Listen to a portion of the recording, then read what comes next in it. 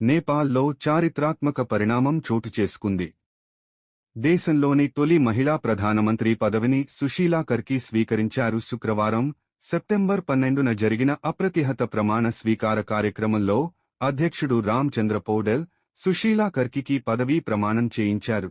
73 ఏళ్ల వయసులో సుశీలా కర్కి దేశ చరిత్రలో తొలిసారిగా మహిళా ప్రధానమంత్రిగా నిలిచారు. ఈ వేడుకను రాష్ట్ర టెలివిజన్ ప్రత్యక్ష ప్రసారం చేసింది. అభినందనలు. మీరు విజయవంతం కావాలి, దేశం విజయవంతం కావాలి అని అధ్యక్షుడు పౌడెల్ అన్నారు. ఈ కార్యక్రమానికి ఉపరాష్ట్రపతి రామ్ సహాయ్ యాదవ్, ప్రస్తుత ప్రధాన న్యాయమూర్తి ప్రకాష్ మాన్ సింగ్ రావత్ కూడా హాజరయ్యారు. ఇది సాధారణ రాజకీయ మార్పు కాదు. ఇటీవల జరిగిన అవినీతి వ్యతిరేక ఉద్యమాలు, హింసాత్మక నిరసనల తర్వాత పాత ప్రభుత్వం కూలిపోయింది.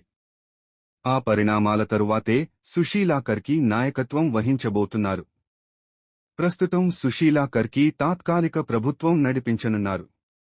సభ ఎన్నికలు మరో 6 నెలల్లో జరుగుతాయని అధ్యక్షుడు ప్రకటించారు. నేపాల్ చరిత్రలో ఇది ఒక మైలురాయి. మహిళల సాధికారతకు సుశీలా కర్కి ప్రమాణ స్వీకారం ఒక కొత్త దిశలో అడుగు. ఇది కేవలం ఒక నాయకత్వ మార్పు కాదు, ఒక కొత్త ఆరంభం. సుశీలా కర్కి ప్రధానమంత్రిగా నేపాల్ ఏ దిశలో ముందుకు సాగుతుందో ప్రపంచం ఆసక్తిగా గమనిస్తోంది.